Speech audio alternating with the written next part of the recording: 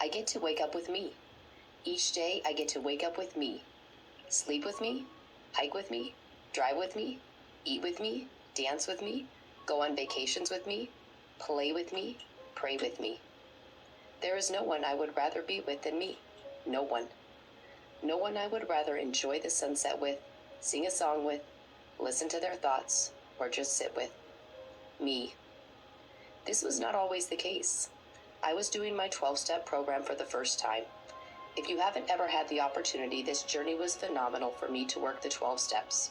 Think of AA, Codependence Anonymous, etc.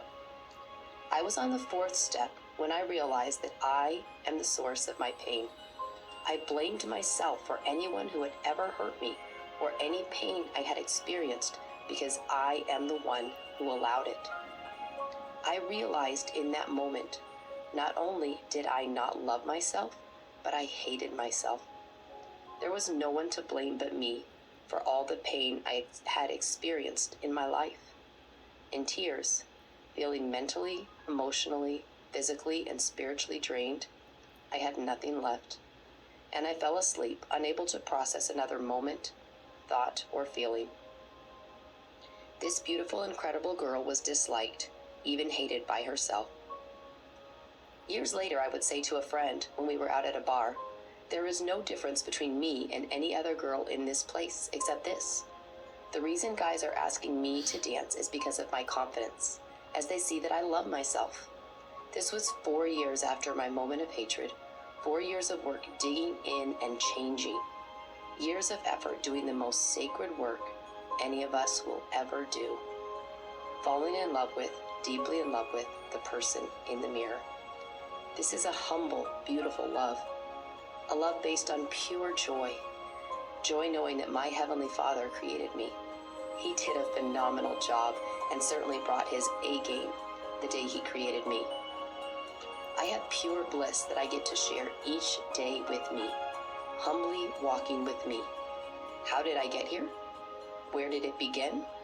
I implemented a few simple steps from the book, Love Yourself Like Your Life Depends on It. I had these pre-recorded programs in my brain that played messages I was not even aware were going on. I intentionally set a new recording. The recording I chose with guidance from this book was, "I love you, Janny," and it became the mantra that played and played in my brain day in and day out. I felt it. I breathed it in. On days when I could not feel the beauty this truth provided, I simply said it again and again, knowing eventually I would feel it. I looked into the mirror, looking deeply into my eyes to tell me that I love me. Just staring with passion into my inner little girl, my wounded girl, my baby girl.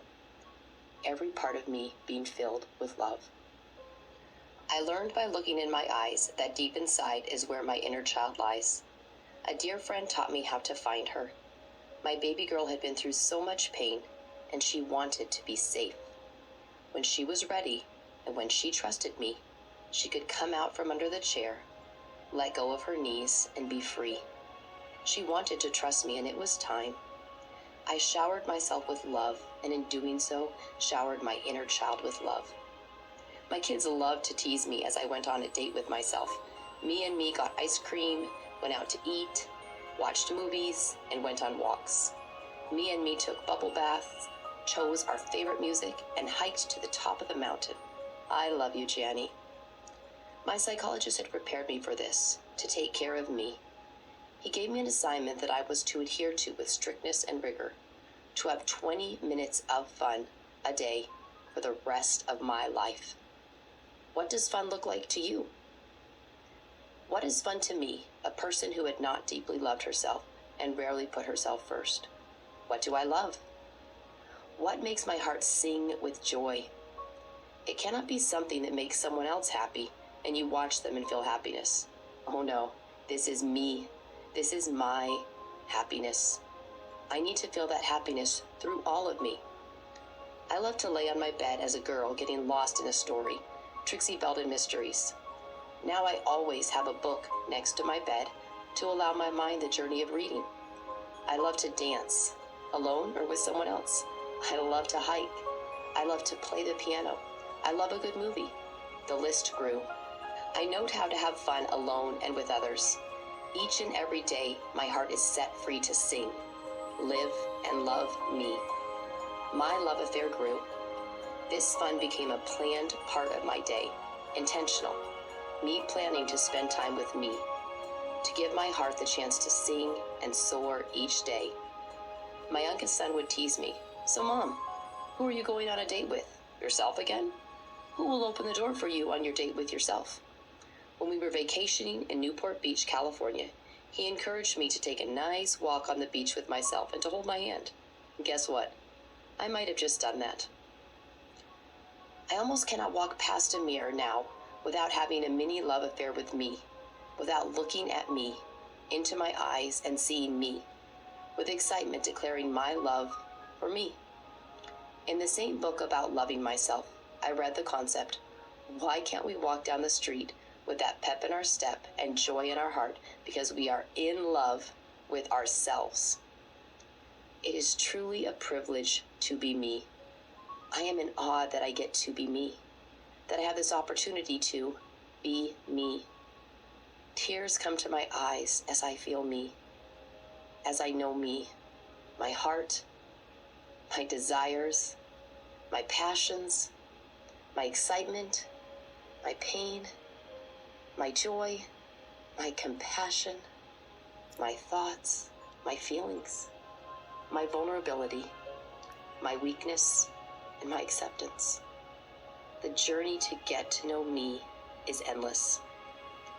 I realized through this ability to love me that getting to know me is more fun than anyone I could think of getting to know. It's full of excitement, twists and turns, unexpected endings. I never have to wonder if I will be there for me, if I will show up for me, if I will have enough time for me. I will always do all of these things, and that is my commitment to me. Bigger, more important, grander than any commitment I have ever made. I saw the movie Wonder Woman 1984 with my kids. When we came out, they were excited about some parts and critiquing a few parts. When they looked over at me, I was in tears and confusion crossed their faces. What had happened? In the movie, I saw me. I saw who I am. I am rare, beautiful, and powerful. I have the capacity inside of me to change my story, to heal myself, to bring this healing to others, to love, to be my best me. I felt my best me. I felt that I am unique, with a beauty beyond measure, coupled with an ability to love, enabling me to thrive and shine and become. I didn't need to know in that moment that we are all given this. I just needed to know that this is me. I felt it and knew it and desired a life full of more than I could dream.